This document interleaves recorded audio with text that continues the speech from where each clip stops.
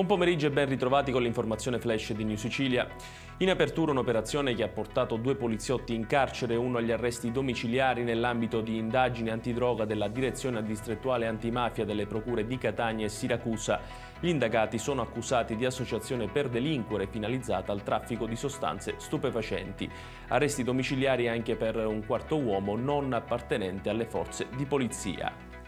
Ci spostiamo nell'Agrigentino, dove l'ufficio dogane di Porto Empedocle e la Guardia di Finanza hanno eseguito un decreto di sequestro preventivo per 1.258.000 euro nei confronti di un'azienda delicata attiva nel settore dei carburanti, accusata di aver commercializzato illegalmente gasolio agevolato agricolo per circa 4.400.000 euro, che ha alimentato il mercato di contrabbando del gasolio per autotrazione.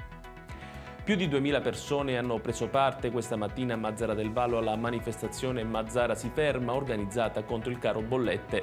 In Piazza della Repubblica si sono radunati titolari di attività commerciali, ma anche cittadini disperati per gli importi esosi delle bollette degli ultimi mesi. Stiamo vivendo una condizione davvero critica, hanno detto alcuni commercianti. Continuando così non riusciremo più a poter garantire l'apertura delle nostre attività.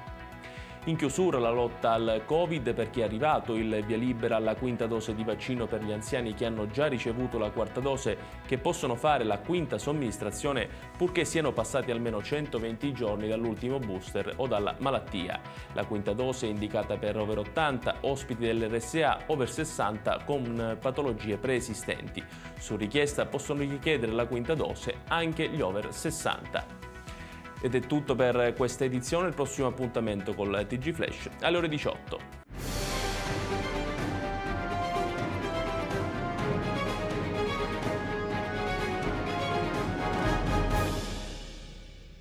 Procar, centro assistenza autorizzato BMW e Mini, adesso anche BMW Motorrad, via George Marshall 7, Mister Bianco, Catania.